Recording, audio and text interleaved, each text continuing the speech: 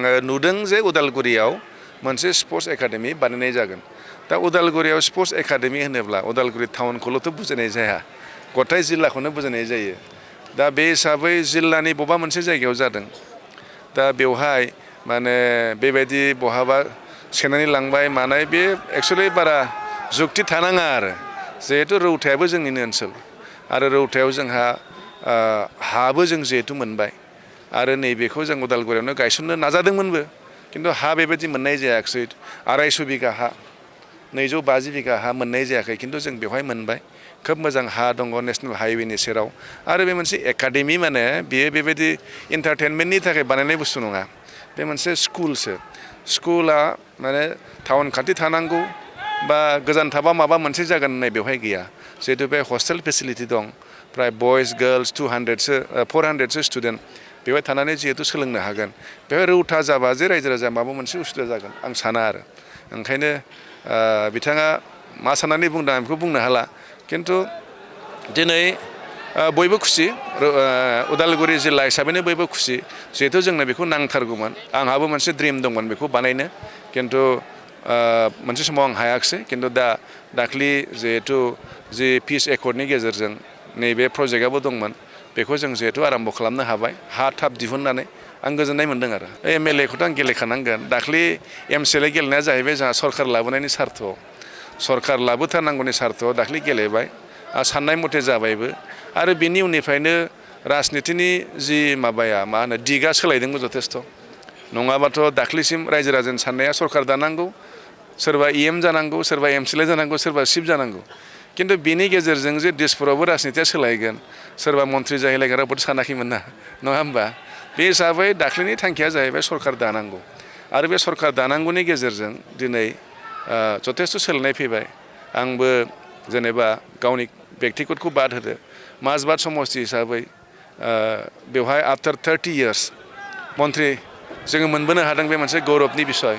आरो मोनसेया जाहैबाय उदालगुरि जिल्लाया मन्थ्रि गैयामोन देग्लाय जों मन्थ्रि मोननो हाबाय ओंखायनो बे आंनि बेक्तिगतल' नङा आरो आंनि बेक्तिगतल' नङा ओंखायनो आं एमएलए खौ गेलेखागोन आरो एमएलए गेलेखांनायनि उनाव उननि समखौ नायनोसै नङा होमबा औ गुसुं समनि थाखाय मन्थ्रि मोनदों अब्लाबो गुसुं हक गोलाव हक मन्थ्रिया मन्थ्रियानोसै नङा होमबा आं गोजोननाय मोनदों आरो 9 इयार्स आं जिहेतु 9.5 इयार्स आङो एमएलए जाबाय खिन्थु लास्ट टाइमावबो मोनदों आं गोजोननाय मोनदों बेजोंनो जिखिनि मावनो हायो नाजानोसै उननियावथ' हास्थायनाय दङ फैबाय थानाय समाव नाजागोन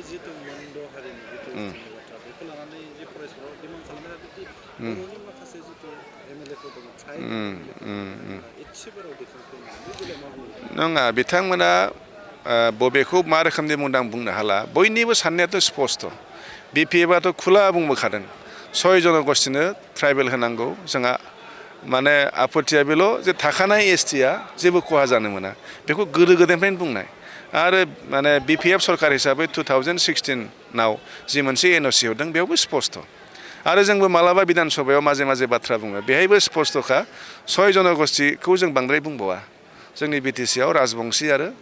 आदिबासिफोर दङ बिथांमोननो हो खिन्थु थाखानायफ्रा माने एसेबो खहा जानो मोना जेबो माने 0% बा 1%बो जेबो खहा जानो मोना जों बेखौ सानफ्रामबो बुंबाय थाखादों दा बिथांमोननि बुंनायाबोथ' बे एखेयानो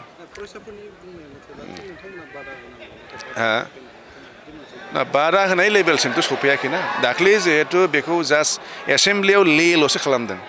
ले खालामनायनि उनावहाय बिनि सायाव डिसकासन जागोन बा बेहायनो बेबायदिनो अनेक थांगोन रायलायहैगोन दा जोंनि बिटिसि सरकारथ' दाबो रायलायाखैनो आरो बेयाव रोखा रोखा लिरनाय दङ बिटिसिनि एनअसि नङाब्ला बा 6 सिडुलनि एनअसि नङाब्ला बेखौ खालामनो हाया दा बे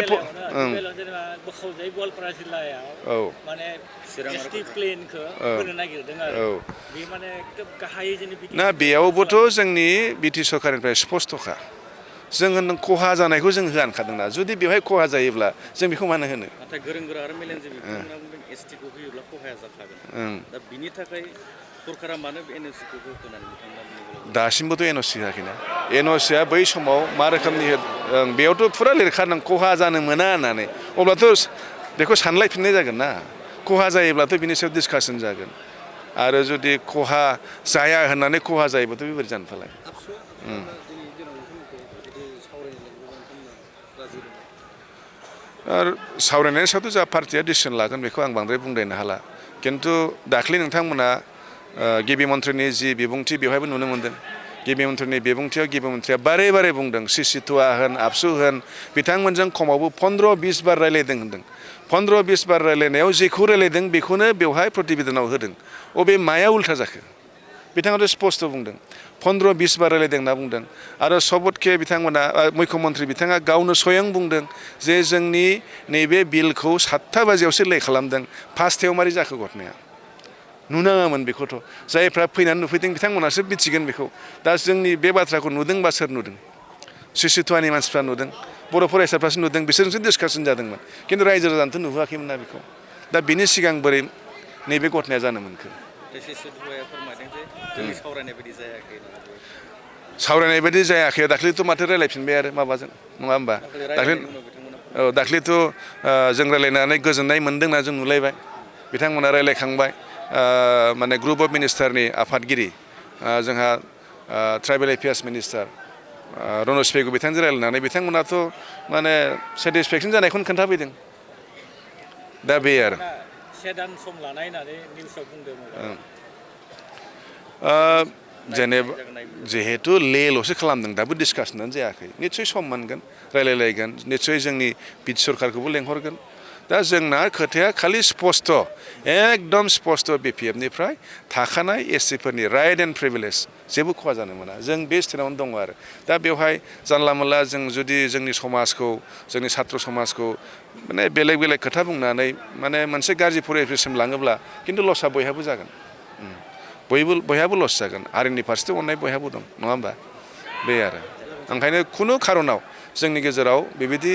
माने बेले बेजे साननायखौ दाङाबाजिखौ लाबोनाङा आरो खावलायगोन आरो